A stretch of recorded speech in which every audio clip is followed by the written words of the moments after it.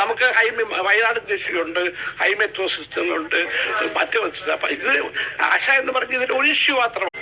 അതിൽ പ്രധാനപ്പെട്ട ഒന്ന് വയനാടാണ്, മറ്റൊന്ന് ഈ ആശാ വർക്കേഴ്സിന്റെ ഇഷ്യൂ ആണ്.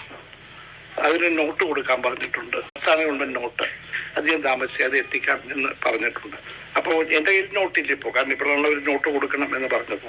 ആശാ വർക്കേഴ്സിന്റെ പ്രശ്നങ്ങൾ കൂടി ചോദിച്ചത് കൊണ്ട് ഞാൻ പറഞ്ഞു സംസ്ഥാന ഗവൺമെന്റുമായി സംസാരിച്ച് ഇന്നത്തെ ഡീറ്റെയിൽസ് കൊടുക്കണം. ഇപ്പൊ ഡീറ്റെയിൽസ് സംസ്ഥാന ഗവൺമെന്റ് ആ ഡീറ്റെയിൽസ് എനിക്കില്ല. ഞാൻ പറയണമെങ്കിൽ എനിക്ക് എത്തിയാലേ പറ്റത്തുള്ളൂ. ആരോഗ്യമന്ത്രി പറഞ്ഞു കാണുമായിരിക്കും. ഈ നോട്ട് കൊടുത്തതിന് ശേഷം മാത്രമേ ഇപ്പൊ ധനമന്ത്രി പ്രതികരിക്കുള്ളൂ. അതെനിക്കറിയത്തില്ല. ഞാൻ നോട്ട് കൊടുക്കാന്ന് പറഞ്ഞിട്ടുള്ളൂ. അല്ല, നോട്ട് പറഞ്ഞിട്ട് കാര്യമില്ല. നോട്ടിന് രേഖാവലം കൊടുക്കും. ഞാൻ രേഖാവലം കൊടുക്കുന്ന ഗവൺമെന്റ്. ഞാനിപ്പോ ഇവിടുന്ന് ഇത് അറിഞ്ഞപ്പോ തന്നെ തിരുവനന്തപുരത്ത് വിളിച്ച് പറഞ്ഞുണ്ട് സെക്രട്ടറിയോട്, ഇതൊരു നിങ്ങൾ ഒഫീഷ്യലായിട്ട് എന്താ ഇത് പറയാനുള്ള ചോദിച്ചിട്ടുണ്ട്. കെട്ടിക്കഴിഞ്ഞാൽ ഞാൻ തിങ്കളായിട്ട് കൊടുക്കും. ഞാനിവിടെ വരും. ഫണ്ട് കൊടുത്തതുമായി ബന്ധപ്പെട്ട് കേന്ദ്രം പറയുന്നു ഒരു തുക കൊടുത്തു. ഇതിന് എന്നോട് തർക്കിക്കാൻ പറഞ്ഞിട്ട് കാര്യമില്ല. കാരണം അത് ഞാൻ പരിശോധിച്ചത് കാര്യമല്ല. അത് പരിശോധിച്ചിട്ട് കൊടുക്കുമ്പോൾ ഞാൻ നോട്ട് തരാം. നിങ്ങളുടെ ഇഷ്യൂ ആശയാണ്, എന്റെ ഇഷ്യൂ അത് മാത്രമല്ല.